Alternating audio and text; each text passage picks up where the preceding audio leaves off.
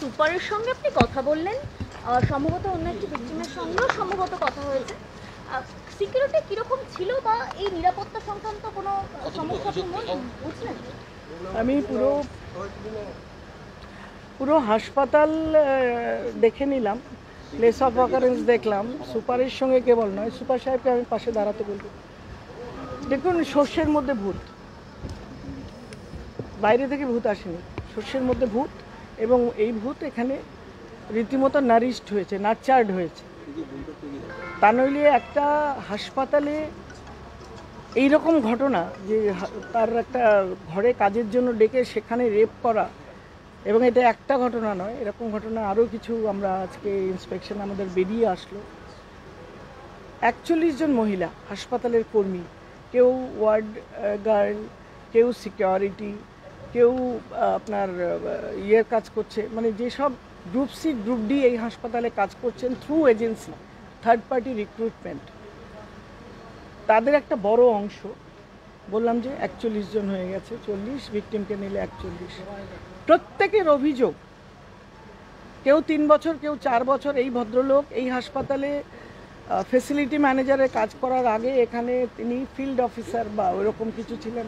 তার আগে তিনি এখানে অ্যাম্বুলেন্স, যেগুলো অ্যাম্বুলেন্স রাজত্ব চলছে, তার ড্রাইভার ছিলেন। দীর্ঘদিন ধরে ওনার এই হাসপাতালে কর্তৃত্ব চলছে, এবং তিনি যেটা করছেন সেটাই ফাইনাল। এটার ওপরে কথা বলার, অ্যাকশান নেওয়ার কিছু নেই। এরকম একটা জায়গার থেকে এই ঘটনা ঘটেছে। আমরা বলি না যে একদিনে কিছু হয় না, ক্রিমিনাল কখনো বাইরে থেকে এসে একদিনে এখানে হাসপাতালের একজন কর্মচারীকে একদিন ডেকে নিয়ে তাকে রেপ করার সাহস, উদ্ধত্ত বা ক্ষমতা নেই। সুতরাং এটা এখানে সবসময় চলছে, এবং সকলে নাকি কেউই জানে না, অ্যাডমিনিস্ট্রেশন জানে না, ক্যামেরা সিস্টেম জানে না, এরকম একটা জায়গা থেকে ঘটনাটা ঘটেছে। আমি ওদের কতগুলো স্পেসিফিক কোয়েশ্চেন হসপিটাল অ্যাডমিনিস্ট্রেশনকে করেছি। তার মধ্যে সবচেয়ে প্রথম কোয়েশ্চেন হলো যে এই ঘটনা ঘটার আগে আপনাদের কাছে এই অভিযোগ হয়েছিল কিনা, আপনারা এর সম্বন্ধে কিছু জানেন কিনা। সেরকম সদার্থক কোনো উত্তর কারো কাছে পাইনি। যদিও আমি জানতে পেরেছি যে এই ভদ্রলোক এই হাসপাতালের একজন পিডিয়াট্রিশিয়ান, তাকে তার ড্রাইভার মারধর করে তাকে এত অসম্মান করেছেন, ভদ্রলোক চাকরি ছেড়ে চলে গেছেন মাত্র 2 বছরে, কিছু হয়নি, ধামাচাপা পড়ে গেছে। এই হাসপাতালের যিনি সিস্টারদের বা নার্সদের হেড, তিনি বলেছেন যে এইখানে বেরোতে গেলে রাস্তায় 200 মিটার রাস্তা, সেখানে পুকুর পাড়ে পড়ে যাওয়া, দুটো গাড়ি ঢোকে না, এরকম একটা জায়গাও। সেখানে ইলুমিনেশন প্রপার নেই, লাইট নেই, ক্যামেরা নেই। যেহেতু সেটা হাসপাতাল ক্যাম্পাসের বাইরে, সেখানে কোনো নার্সের গলার হার ছিনতাই হলে, ডাক্তারের অসম্মান হলেও সেখানে কিছু হয় না। এবং হাসপাতালের সুপার কর্তৃপক্ষকে জানিয়ে বা মিউনিসিপ্যালিটিকে, ডিস্ট্রিক্ট ম্যাজিস্ট্রেট বা বিডিওকে জানিয়েও কোনো তার অ্যাকশান হয়নি, চলছে। হাসপাতালে সিসিটিভি নেই, হাসপাতালে আছে 40টা সিসিটিভি আছে, which is insufficient। একটা সুপার স্পেশালিটি হসপিটাল, সেখানে আপনার 5 তলা এবং অন্য বিল্ডিং সব মিলিয়ে যা ইনফ্রাস্ট্রাকচার এখানে, আমার মনে হয় যে এখানে 100, ওনারা বলেছেন আরও 50টা ক্যামেরার জন্য ওনারা অ্যাপ্লাই করেছেন, কিন্তু 40টা ওনারা বলছেন। তো আমি নিজে ম্যাটারনিটি ওয়ার্ড ইন্সপেকশন করলাম, যেটা আমার পার্ট, সেখানে আমি কেবলমাত্র 2টো ক্যামেরা পেলাম। 2টো ক্যামেরার একটা একদম এন্ট্রান্সে, লিফট এবং ইয়ের বাইরে, আপনারাও দেখেছেন, আর একটি ক্যামেরা ওয়ার্ডে। তো এই যদি হয় কভারেজ, আপনার ডক্টরস রেস্টরুম, সেখানে সামনে কোনো ক্যামেরা নেই, ওই একটাই ক্যামেরা ওখান থেকে আসছে। আপনার ওটির সামনে কি হচ্ছে, পেশেন্ট জীবিত পেশেন্ট না মৃত পেশেন্ট না অজ্ঞান পেশেন্ট বেরোচ্ছে, সেটা দেখারও কোনো ফুটেজ থাকবে না। মানে সব মিলিয়ে ব্যাপারটা ইনসাফিসিয়েন্ট। যদিও আমার মনে হয় যে আমাদের হেলথ মিশনের যে টাকা এগুলোর জন্য বরাদ্দ হয়, সেই টাকা কম নয়, প্রচুর, ইচ্ছা করলেই করা যেতে পারে। আমি সবার প্রথমে আমি সুপারিনটেন্ডেন্ট, অ্যাসিস্ট্যান্ট সুপারিনটেন্ডেন্ট, তাদের সঙ্গে কথা বললাম, হসপিটাল অ্যাডমিনিস্ট্রেশন নিয়ে কথা বললাম, অতীতে এখানে হলো কিনা। আমি আমার বিষয়টা বেশি করে এখানে কোনো পশ কমিটি, আইসিসি কমিটি আছে কিনা, ওনারা একটা কাগজে লেখা কাগজ দেখালেন, তাতে কয়েকজনের নাম আছে। এবং আজকের দিনে ন্যাশনাল কমিশন ইন্সপেকশনে আসছে, সেই পশ কমিটির কোনো একজন পুরুষ মেম্বার ছাড়া কাউকে পাইনি, চেয়ারপারসনকেও পাইনি, একজন নাকি ব্লাড ডোনেশন কোথাও গেছেন, এরকম সব এক্সকিউজেস পেলাম। তারা প্রয়োজন মনে করেননি একটা ওয়ার্কিং হসপিটালে একটা মেয়ে রেপ হয়ে যাওয়ার পরে ন্যাশনাল কমিশন আসার পরে সেখানে আইসিসি কমিটির full team must be present even after notification. আমি নোটিফিকেশন দেওয়ার পরেও এখানে তারা ছিলেন না। পশ কমিটির কাছে কোনো দিন কোনো কমপ্লেন আজ অব্দি নথিভুক্ত হয়নি, অথচ আমি এখানে 1-1.5 ঘন্টায় এসে আমি 41 জন মহিলার লিখিত আমি সমস্ত প্রত্যেকের বয়ান, রেকর্ডেড বয়ান, তাদের ওপরে অত্যাচার, তাদের ওপরে যে অশ্লীল আচরণ, তাদের বলছে এক ভদ্রলোক ওই ভদ্রলোকের নামে বলছে তার সর্বত্র প্রথম থেকে শেষ অবধি ঢোকার পরে একটা সই করবো খাতা নিয়ে কোলের মধ্যে রেখে দেয়, সেখানে ঝুঁকে পড়ে সই করতে হয় মেয়েদের। একটা ঘটনা কাজ করতে তাকে 2 মিনিটের কাজ তাকে 1 ঘন্টা ডিটেইন করে দেওয়া হয়। পানের থেকে চুন কষলে তাকে বসিয়ে দেওয়া, তাকে মাইনে না দেওয়া। তার 8,900 টাকা পাওয়ার কথা, সেখানে কোনো মাসে সে 6,000, 7,000, 7,500 পাচ্ছে। এটা নাকি হাসপাতাল কর্তৃপক্ষ জানে এবং কিছু হয় না। তো এরকম প্রভিডেন্ট ফান্ডের টাকা তাদের জমা তারা দিচ্ছেন, কিন্তু তারা পান না, কিছু জমা পড়ে না। এই যে বড় বড় পুকুর চুরি ডাকাতিগুলো হচ্ছে, আপনার এখানে 102 নাম্বার আমাদের কেন্দ্রীয় সরকারের যে অ্যাম্বুলেন্স, মাতৃ যারা গর্ভাবস্থায় আসেন, হাসপাতালে আসেন এমার্জেন্সিতে, তো এই অ্যাম্বুলেন্স এখানে ঢুকতে পারে না। এখানে অ্যাম্বুলেন্সের একটা সিন্ডিকেট চলছে এবং সবার মালিকই ওই একই অ্যাকিউজ এবং তার পরিবার, তার বন্ধুবান্ধব সাথে।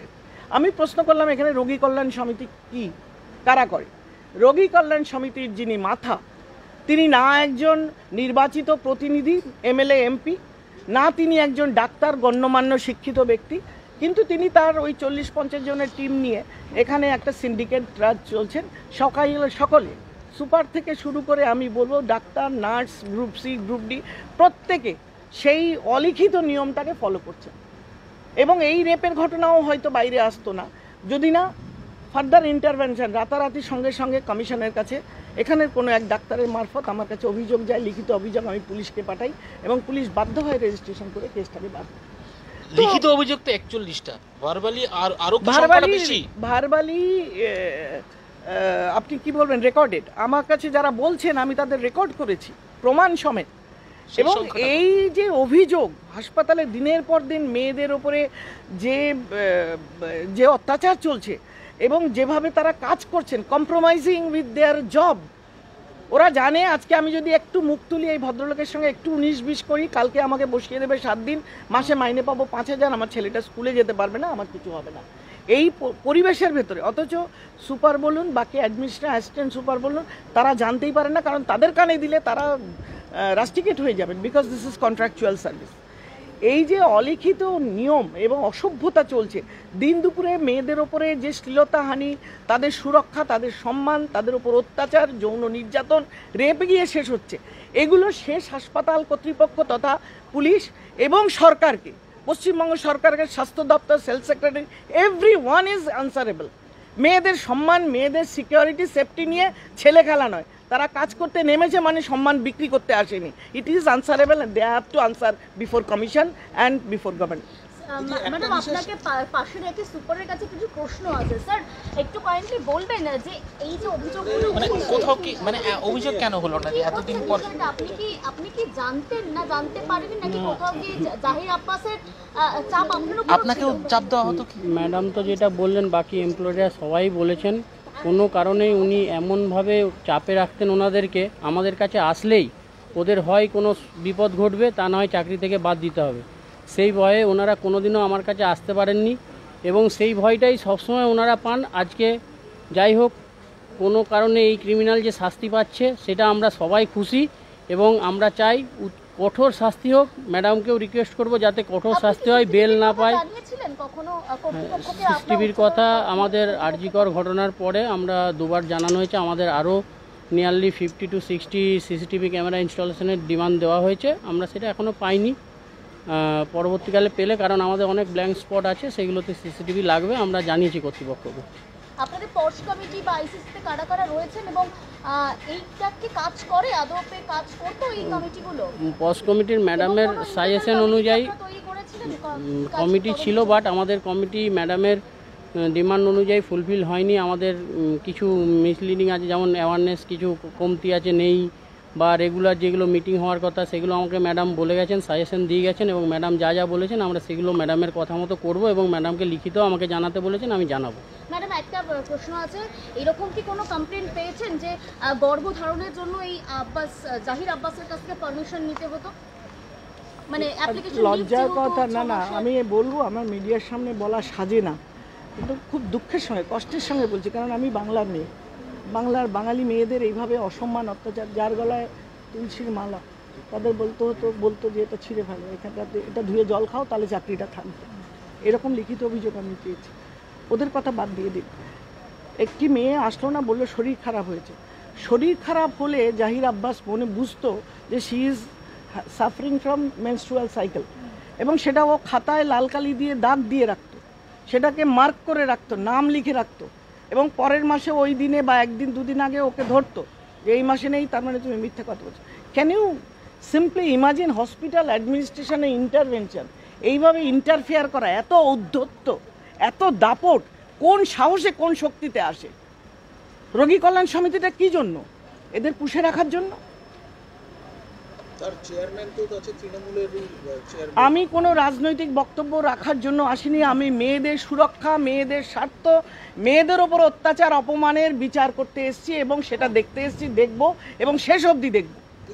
আজকের এই ঘটনা আপনারা কেউ জানতে পারতেন না যদি আমি ভেতর থেকে একটা খবর না পেতাম সঙ্গে সঙ্গে ঘটনা ঘটার, যে আমাকে জানিয়েছে যে ম্যাডাম এই ঘটনা ঘটেছে, কমিশনে কমপ্লেন করব, আমি ইমিডিয়েটলি ইমেল আইডি দিয়ে কমপ্লেন লিখতে বললাম, আই ইনফর্মড পুলিশ। এবং সবচেয়ে বড় কথা, আপনারা যদি দেখেন যে এই হাসপাতালে এই মেয়েদের ওপরে যে অত্যাচারগুলো একটার পর একটা, আমি বলছি কিছু হয়তো আমার মনেও নেই, আইসিসি কমিটির কোনো পশ কমিটির কোনো অ্যাওয়ারনেসের কোনো, এত বড় একটা ইনস্টিটিউশন, এখানে আপনারা জানেন এই ছেলেটি পক্সো মামলায় জেল কেটে এসছে, সে কী করে একটা সরকারি হাসপাতালে এই গ্রুপ সি গ্রুপ ডি অন্তত শখানেক মহিলার দায়িত্ব নিয়ে হাসপাতালের ইন্টিরিয়ারে ইন্টারভেনশন করতে পারে? এই লোকটি, সে কে অ্যাটেন্ডেন্স দেখার দায়িত্ব, কিন্তু আজকাল বায়োমেট্রি আছে, কে কখন ঢুকবে বেরোবে বায়োমেট্রি করবে। হাসপাতালে সে এফিসিয়েন্ট কি ইনএফিসিয়েন্ট, হসপিটালের সুপার দেখবেন, তার ডিপার্টমেন্ট যেখানে কাজ করছেন তার সুপারভাইজার দেখবেন, who is he to control them? তার মানে আপনি বুঝতে পারছেন এই হাসপাতালে কি চলছে। এখানে যে কতজন আব্বাস লুকিয়ে আছে আমরা জানি না, একজনকে ধরে তো উচিত শিক্ষাটা দিই, তারপরে দেখব যে এই সিন্ডিকেটটা ভাঙে কি ভাঙে না। একটা 102 নাম্বারের সরকারের অ্যাম্বুলেন্স এই হাসপাতালে কাজ করতে পারে না, টাকাগুলো নয় হচ্ছে, আর প্রাইভেট অ্যাম্বুলেন্স দিয়ে টাকা রোজগার হয়ে যাচ্ছে। এই অসহায় ছেলে মেয়েগুলোর মাইনেগুলো কেটে নেওয়া হচ্ছে, তাদের অসম্মান অত্যাচার করাই চলছে। আর এই রেপ কেস একটি মেয়ের ওপর নয়, আরও মেয়েদের ওপর হয়েছে।